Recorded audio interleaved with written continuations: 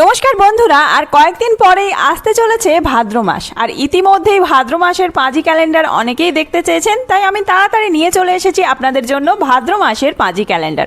একদম পাঁজি দেখিয়ে আপনাদেরকে জানাবো ভাদ্র মাসের রাখি পূর্ণিমা, ভাদ্র মাসের অমাবস্যা, শ্রীকৃষ্ণের ঝুলন যাত্রা, ঝুলন পূর্ণিমা কবে রয়েছে, এছাড়াও শ্রীকৃষ্ণের জন্মাষ্টমী ব্রত, শ্রী লোকনাথ ব্রহ্মচারী বাবার শুভ আবির্ভাব দিবস এবং পুজো কবে রয়েছে, গণেশ চতুর্থী বা সৌভাগ্য চতুর্থী কবে রয়েছে, বিশ্বকর্মা পুজো, অরন্ধন দিবস, একাধিক পুজো পার্বণ রয়েছে এই ভাদ্র মাসেই।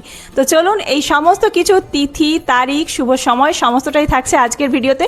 তার সাথেই জেনে নেব এই ভাদ্র মাসে অন্নপ্রাশন, সাধভক্ষণ এবং বিবাহের যে শুভ তারিখ রয়েছে সেই সমস্ত তারিখ এবং সময়সূচি। তো চলুন বন্ধুরা, আর দেরি না করে ভিডিওটি শুরু করা যাক। যদি আমার চ্যানেলে নতুন হয়ে থাকেন অবশ্যই চ্যানেলটি সাবস্ক্রাইব করে এবং ভিডিওতে একটি লাইক করে শেষ পর্যন্ত সাথে থাকবেন। আশা করি ভিডিওটি আপনাদের জন্য খুবই হেল্পফুল হবে। ভিডিওটির মূল পর্বে যাওয়ার আগে, এই মাসে যেহেতু শ্রীকৃষ্ণের জন্মাষ্টমী ব্রত রয়েছে, তাই কৃষ্ণের যারা ভক্ত রয়েছেন অবশ্যই কমেন্ট বক্সে লিখুন হরে কৃষ্ণ। কারা কারা আশ্বিন মাসের ক্যালেন্ডার দেখতে চাইছেন কমেন্ট বক্সে জানাবেন। প্রথমেই আসা যাক ভাদ্র মাসের 1 তারিখ, মানে পয়লা ভাদ্র 19শে আগস্ট বুধবার দিন পড়েছে শীতল সপ্তমী ব্রত। তারপরেই একদম 5 তারিখে রয়েছে 5ই ভাদ্র 23শে আগস্ট রবিবার পুত্রদা একাদশী, মানে ভাদ্র মাসের প্রথম একাদশী এইটি। এই দিনেই আবার শ্রীকৃষ্ণের ঝুলন যাত্রাও আরম্ভ হচ্ছে।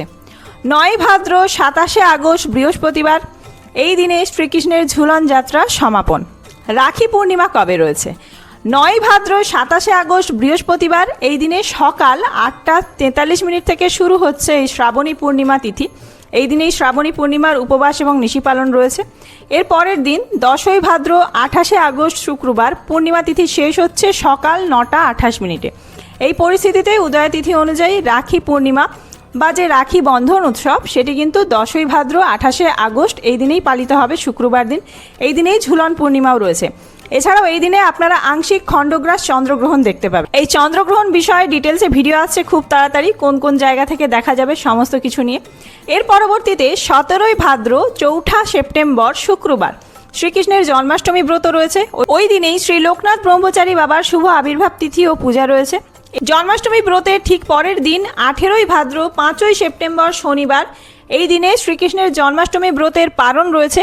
এই দেখুন পারণের সময়সূচি, সকাল 9টা 32 মিনিটের মধ্যে স্মার্ত এবং গোস্বামী মতে। এই দিনেই নন্দ উৎসবও থাকছে।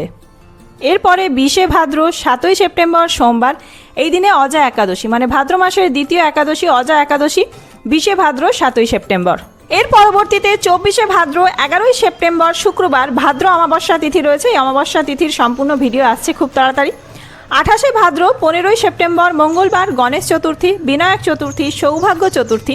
আবার এই দিনেই কিন্তু শ্রী শ্রী মনসা দেবীর পুজো এবং অশ্বনাথ পুজোও থাকছে।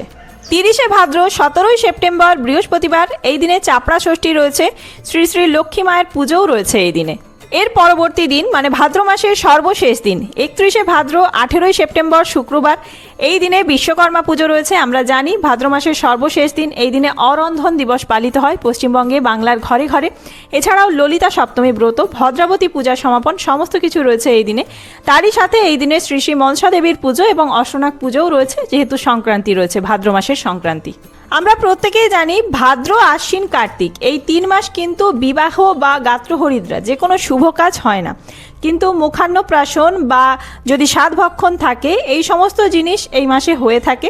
এছাড়াও পঞ্চামৃত, গর্ভাধান এইগুলি হয়। এইগুলির যে শুভ দিনগুলি রয়েছে, শুভ তারিখ, সেইগুলি জানাচ্ছি। দেখুন, বিবাহ, গাত্রহরিদ্রা এগুলো কিন্তু অতিরিক্ত বিবাহ, অতিরিক্ত গাত্রহরিদ্রার কিছু তারিখ রয়েছে। এর পরবর্তীতে আসছি গর্ভাধান। গর্ভাধানের শুভ তারিখ ভাদ্র মাসের 7ই ভাদ্র, 14ই ভাদ্র, 26শে ভাদ্র। পঞ্চামৃত ভাদ্র মাসের 2 ভাদ্র, মানে 2রা ভাদ্র, 5ই ভাদ্র, 26শে ভাদ্র। এরপরে আসা যাক সাধভক্ষণ। সাধভক্ষণেরও কয়েকটি তারিখ রয়েছে ভাদ্র মাসে। পয়লা ভাদ্র, 8ই ভাদ্র, 10ই ভাদ্র, 26শে ভাদ্র, 31শে ভাদ্র। নামকরণের কতগুলি তারিখ রয়েছে? পয়লা ভাদ্র, 2রা ভাদ্র, 8ই ভাদ্র, 10ই ভাদ্র, 17ই ভাদ্র।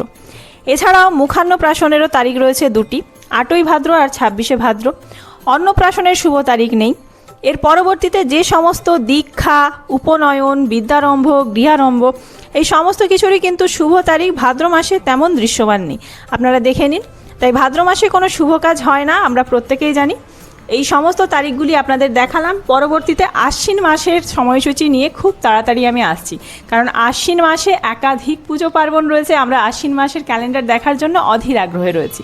খুব তাড়াতাড়ি সেই ভিডিও নিয়ে আসছি। সেই সমস্ত ভিডিও দেখার জন্য অবশ্যই চ্যানেলটি সাবস্ক্রাইব করে সাথে থাকবেন। আর এই ভিডিওটি যদি হেল্পফুল হয়ে থাকে বন্ধুদের মধ্যে অনেক অনেক বেশি শেয়ার করবেন। ধন্যবাদ।